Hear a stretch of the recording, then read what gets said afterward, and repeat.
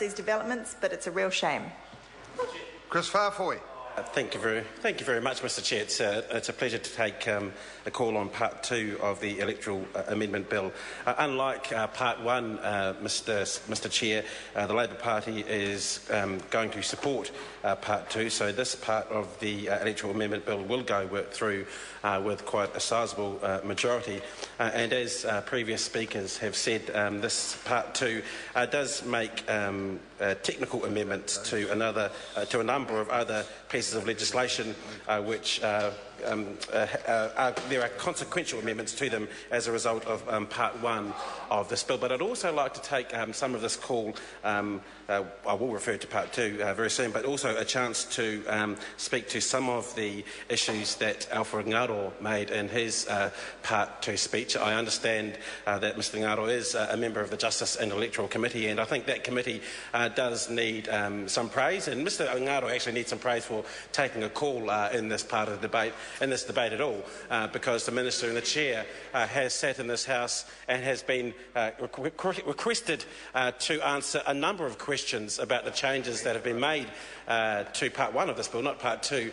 But as of yet, Alfred Ngaro is the only person who was willing to have taken the call. He didn't address exactly why the changes that are made in Part 1 have been made, and some questions need to be addressed around there, but because there are some controversial issues, as Mr Ngaro said. My colleague Ian Les-Galloway has already pointed out many of those, but one change that has been made in the bill that I think Mr Ngaro mentioned in his Part 2 speech, Mr Chair, was around, I think, a silly amendment that was in an earlier version of this piece of legislation around the use of ribbons and logos on election day. And earlier in this debate, I think it was in the first reading, I accused Scott Simpson, the chair of the Justice and Electoral Committee, of suffering, I think the term is cordellophobia, which is the fear of ribbons. And I noticed that, and I praised Mr Simpson because he's gone away. He has gone away during the Select Committee process. I realised that this particular piece of legislation was a silly piece of amendment to the bill, and he has struck that out of the bill, and I do praise the work of the Justice and Electoral Select Committee. But there is a serious side to this which some members have already addressed, and that is around, Mr Chair, the electoral confirmation cards, and most New Zealanders would know those as the Easy Vote cards, and certainly in my electorate, when constituents get those cards, they know that they are ready to go and vote. And while this piece of legislation had that written into it at the very first stage, Mr Speaker, the Minister of Justice has asked that this be removed, and for what reason we don't know.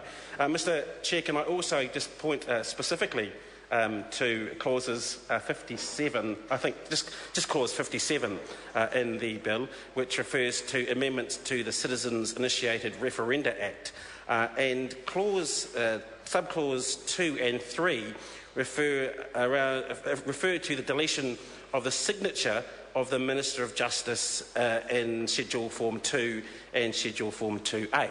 And of course we know that our current Minister of Justice is the Honourable Judith Collins. And this clause 57 asks for the deletion of the signature of the Minister of Justice. And I guess you could call that the signature of the Minister of Justice, you're getting to my point, would be an endorsement of whatever that signature pertained to.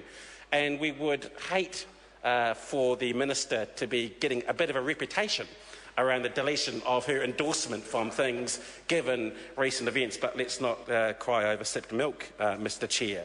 Mr Chair, Mr Chair, these amendments to Part 2 are technical amendments, but as the Honourable Marion Street said, while we apply principle to this, and while we're quite, on this side of the House, keen to modernise our electoral system, to make sure it has integrity, to make sure it is efficient, and encourage participation, and we believe that Part 2 does do that, Mr Chair. We are concerned with what is contained in Part 1, but we do, on this side of the House, encourage support of Part 2, because we know that in order to make Part 1 work, even though we don't agree with all of it, Part 2 does have the support of the Labour Party.